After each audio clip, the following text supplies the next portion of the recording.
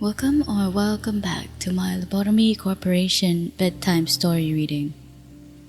This is Hitori, and I'll be helping you fall asleep with some ambient audio and awesome OST from our favorite game as I learn more about Lobotomy Corporation's abnormalities.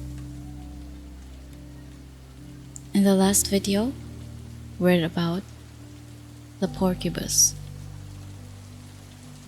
This time, it would be about Old Faith and Promise. This is now the 40th abnormality in Love Corp reading. Check the entire playlist and the card on the upper right of this video. Let's begin.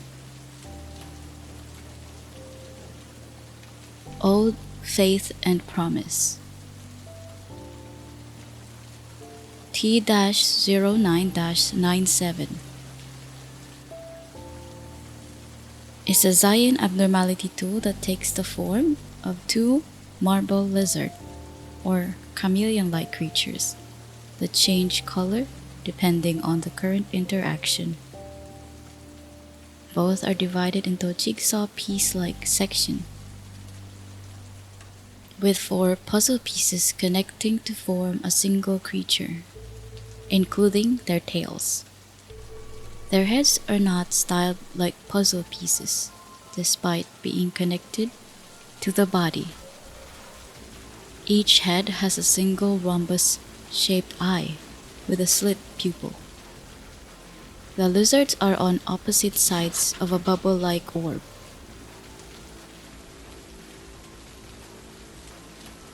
Ability. Old Faith and Promise's ability consists of sending an employee along with a small amount of energy as the cost to bet their ego weapon, which will be placed in a small orb that will enter to the abnormalities orb. Once inside, the object will start to shake side to side while making resonant noises. There are 2 possible outcomes at the end of this process. 1. Good result. Great probability of success. The abnormality turns golden and shines as the employee stares in awe and bursts into happiness, cheering as they wait for the abnormality to return their ego weapon back. The weapon will get boosted damage by a percentage, increasing the maximum and minimum damage power of the weapon by an average amount. Small base damage will get a low increase of damage, and big base damage will get a higher boost. 2. Bad result. Small probability of failure. The abnormality turns pitch black, returning back to its spot as the employee gets on their knees, bearing a painful expression of despair. The employee will then get back up and walk out of the containment unit. The ego weapon will be lost and can only be recovered by buying another from the respective abnormality. Resetting the day or restarting from the memory imprint day will not return the lost weapon. The process can't start without energy, and the power boost will only last for the day. One ego weapon can be boosted up to 4 times per day, and further boosts will have no additional effect. The abnormality doesn't work when sending in an agent wielding the standard riot stick weapon.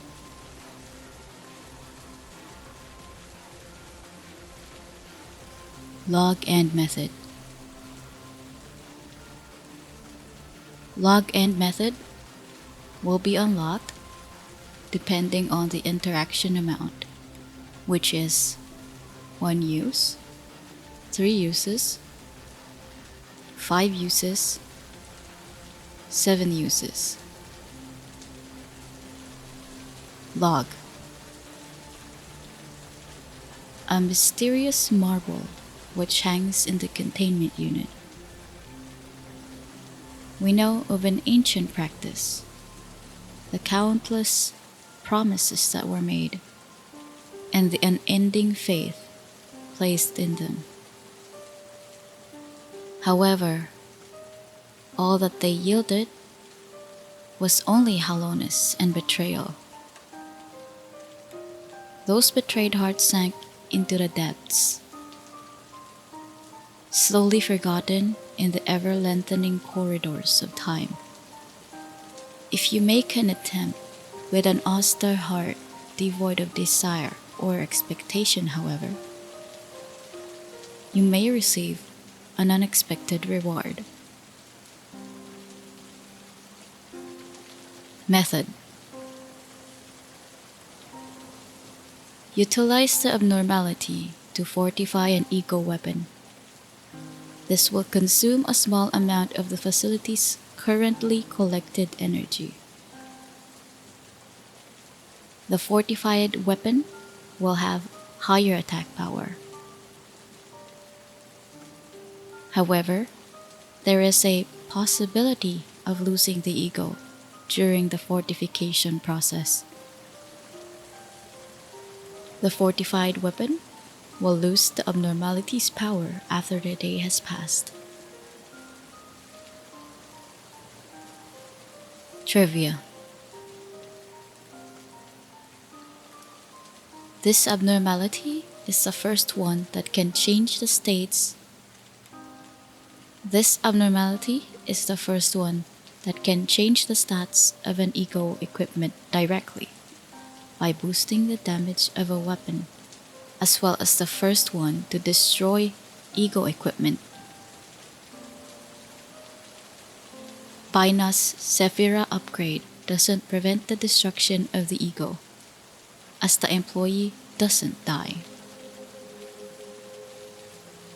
The name of this abnormality might be inspired from an incident named Kiri's Belief and Promise, which caused chaos to the Korean PC RPG game Dungeon and Fighter. An equipment reinforcement system in the game resulted in one of two outcomes: success, increasing the stats of the equipment, or failure, reducing the stats by several upgrade stages, or even destroying the equipment if the upgrade level was high enough. Kiri's Promise was a consumable item released at one point in the game, which prevented equipment upgrade failure from taking any effect on the item being upgraded, meaning it would neither be destroyed nor lose any stats. Classified as trauma, this abnormality attempts to show through its logs how those who expected great rewards were often left with betrayed hearts, while those who tried without high expectations would receive unexpected rewards. This abnormality represents this clearly, as repeated uses might leave the player with vastly upgraded equipment or the loss of their ego. This is one of two abnormalities that hang from the ceiling. The other is spider butt.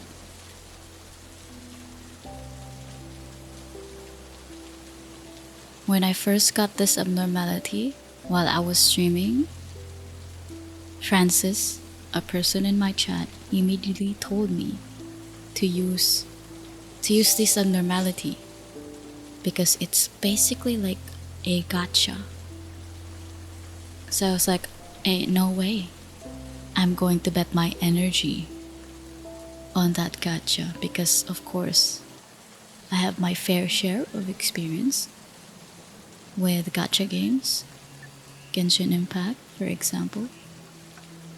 Did I ever even pay for Genshin Impact? Actually, no, but even with the free wishes, it is still gambling, right? So, in Genshin Impact, I did not get what I wanted, so I do not play that game anymore. But my man pushed me and said, just do it. And I did. And it was nice to see that my employee actually won. Now that I read the ability in the wiki, good result actually has a greater probability of success than the bad result, which means that that was highly likely to happen for them to get their ego weapon back with a bigger stat.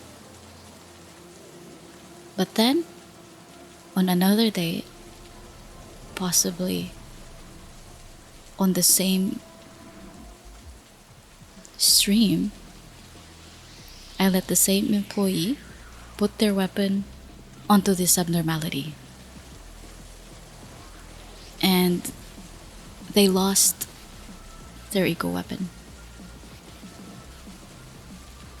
After that, I never came back. Just like how I did not come back to Genshin Impact anymore. Now, if you have tips or interesting details about this abnormality, please comment about it down below. If you like, you can also catch my stream in Twitch and here on YouTube, so you can assist me if you are a veteran in the game. If you want more Project Moon content from me, please don't hesitate to like the video. You can also support me further with my Patreon. Also, don't forget to subscribe. I'd like to thank my current Patreon supporters that are shown on the screen, as well as my Twitch subscribers. I want to always let you know that I appreciate everything you do for me. Truly. This thanks is also extended to you who's currently watching. Anyway, until next time, I hope you rest easy.